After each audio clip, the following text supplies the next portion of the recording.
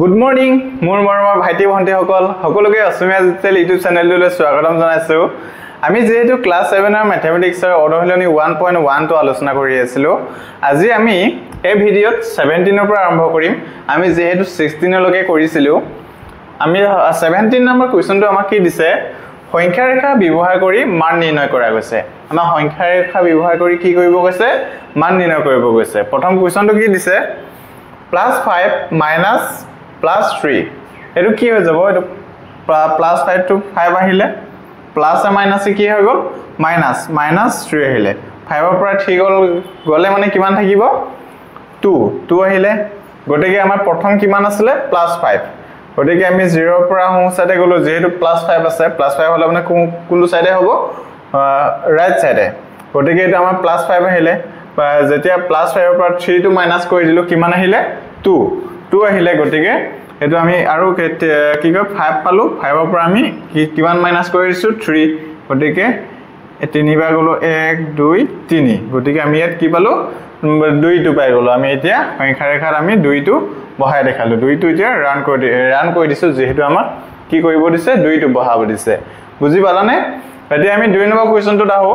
2 number কোৱেশ্চনটো কি দিছে? +5 +-5 আছে।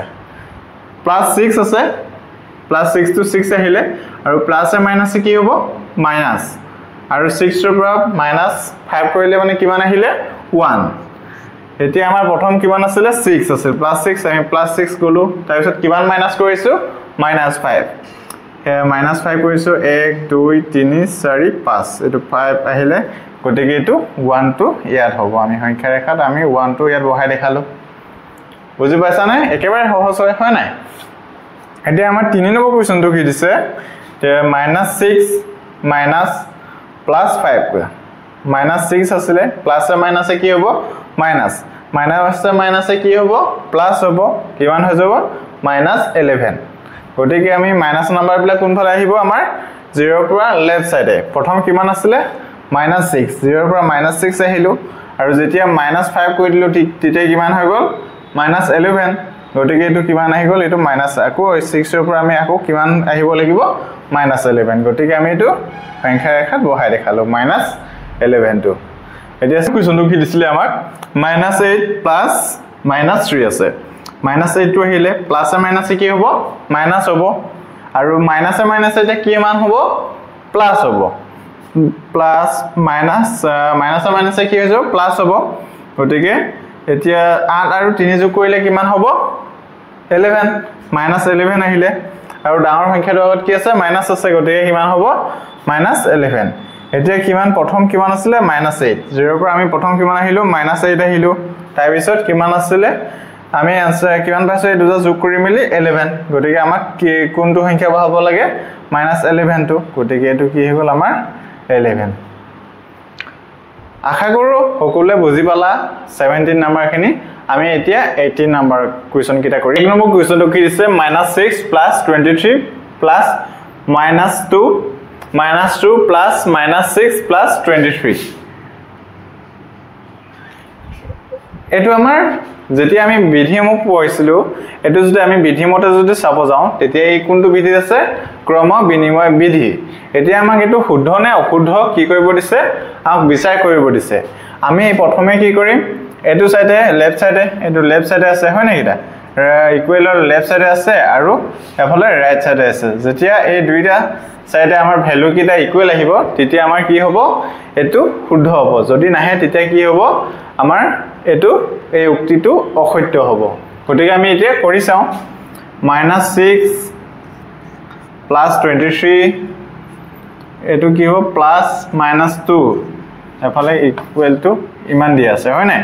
আৰু -6 আহিলে +23 প্লাস এ মাইনাস কি হ'ব? মাইনাস। এতিয়া চোৱা, এটো প্লাস এ মাইনাস কি হ'ব? মাইনাস। যেতিয়া 23 পৰা 6 মাইনাস কৰিম কিমান হ'ব? 17। কিন্তু ডাঙৰটো সংখ্যাত কি আছে? প্লাস চিন আছে। গটিকে কি আহিব? প্লাস চিন আহিছে। -2 আৰু 17 ৰ পৰা -2 কৰিলে মানে কিমান হ'ব? 15।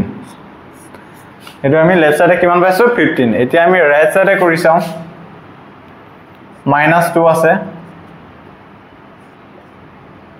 plus -6 plus 23 -2 plus or minus কি হ'ব minus plus 23 আৰু এটা কি হ'ব এটো plus or minus কি হৈ যাব plus হ'ব 2 আৰু 6 plus কৰিলে মানে কিমান হ'ব 8 -8 plus 23 এতিয়া এটো কি হ'ব plus or minus হ'ব 23 পৰা 8 গলে কিমান থাকিব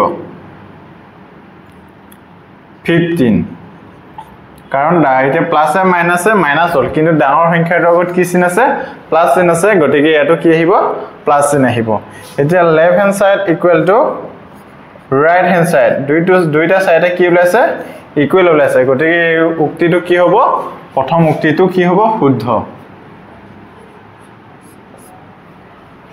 এতিয়া আমি 2 নম্বৰটো কৰিম 2 নম্বৰ কোৱেশ্চনটো কি দিছে 16 minus 15 plus minus 17 equal to 16 minus 15 plus minus 7 bracket of dia ase kita ami ite match to koru ha 16 minus 15 bracket of dia ase plus 7 ami akobar likhi lesu ha bole 16 minus 15 plus minus 7 bracket এটা 16 এর পৰা যদি আমি 15 minus কৰো কিমান থাকিব 1 আৰু plus এ minus কি হ'ব -7 ইকুয়াল টু কিমান আহিব 1 এর পৰা এটো কি হ'ব 7 এৰ পৰা -1 কৰিলে মানে কিমান হ'ব -6 কাৰণ ডাঙৰ নম্বৰটো আগত কি চিন আছে মাইনাস চিন আছে এতিয়া 16 এটো কি হ'ব 2 নম্বৰটো ইফালে এটো সাইডে ৰাইট সাইডে কি হ'ব এতিয়া আমাৰ 16 মাইনাস এটো প্লাস আর মাইনাস কি হ'ব 15 প্লাস মাইনাস কি হ'ব মাইনাস ব্র্যাকেটত আছে 16 আমি ব্র্যাকেটত থাকাটো প্ৰথমে কি কৰি লম মাইনাস কৰি লম 15 ৰ পৰা 7 গলে কিমান থাকিব 8 16 ৰ পৰা 8 গলে কিমান থাকিব 8 ইকুয়াল এটাকে left hand side not equal to কি আছে right hand side left hand side আৰু ৰাইট হ্যান্ড সাইড দুইটা কি হোৱা নাই ইকুয়াল হোৱা নাই গতিকে এটো কি হ'ব আমাৰ অশুদ্ধ হ'ব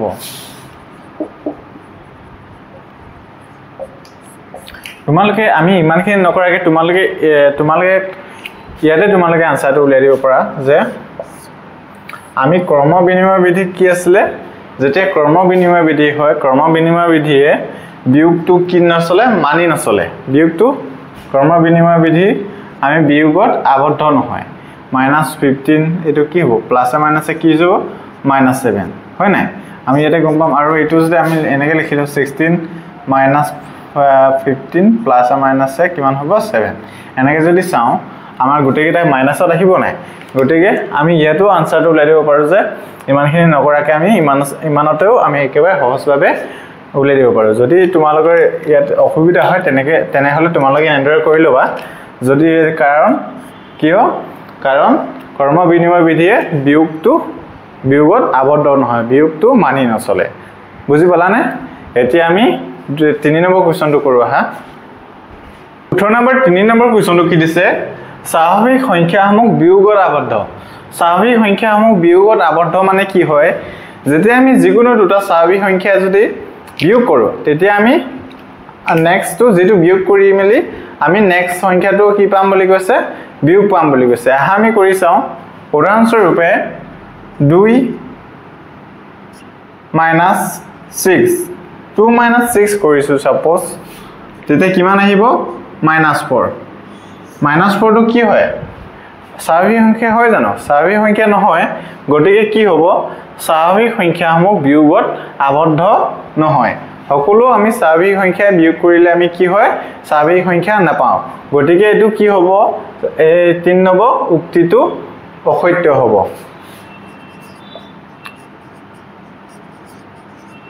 অসত্য এতিয়া আমাৰ 4 নম্বৰ কোৱেশ্চনটো কি দিছে 0 আৰু -670 ৰ ভিতৰত -670 সংখ্যাটো ডাঙৰ বুলি কৈছে এই 0 আৰু -670 সংখ্যা দুটাৰ ভিতৰত কোনটো ডাঙৰ বুলি কৈছে -670 এই সংখ্যাটো ডাঙৰ বুলি কৈছে উক্তিটো সত্য হ'বনে হ'ব নাই 0 টো আমি আগত পাও নে -670 টো 0 পিছত কি আহে -1 -2 আমি যিমানেই ডাঙৰ সংখ্যা আগত কি হ'ব মাইনাস থাকিব হিমানে সংখ্যাটো কি হ'ব সৰু হ'ব গতিকে আমি -670 বহুত আগত মানে প্ৰথমে আমি কি পাও 0 টো পাও গতিকে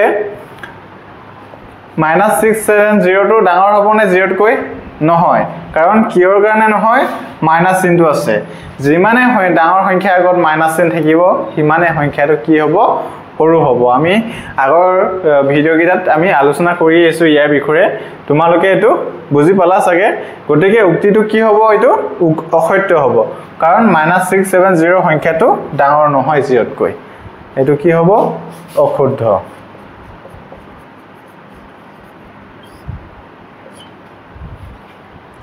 আমি 5 নম্বৰ কোৱেশ্চনটো কৰিম নম্বৰ কোৱেশ্চনটো কি দিছে বিয়োগত কৰ্ম বিনিময় আৰু সহযোগ ধৰ্ম প্ৰযোজ্য নহয় বুলি কৈছে যেতিয়া আমি বিয়োগ কৰো তাত কৰ্ম বিনিময় বিধি আৰু সহযোগ বিধি কি নহয় বিয়োগত মানি নচলে বুলি কৈছে উক্তিটো সত্য আমি অলপ আগতে এটা উদাহৰণ অলপ আগতে এটা এক্সাৰসাইজৰ এটা কোৱেশ্চন কৰিছিলো আৰু আমি প্ৰথম লেকচাৰটো আমি ইয়াৰ বিষয়ে ইতিমধ্যে আলোচনা কৰিলোই গতিকে ইয়াৰ উক্তিটো কি হ'ব এটো শুদ্ধ হ'ব কাৰণ কেলে বিয়োগত কৰ্ম বিনিময় বিধি আৰু সহযোগ বিধি মানি নচলে আশা কৰো সকলোৱে ইমানলৈকে বুজি পালা আজি ভিডিওটি আমি ইমানতে সামৰণি মাৰিছো অন্যটা ভিডিও লগ পাম বুলি সকলোকে আশা ৰাখিলো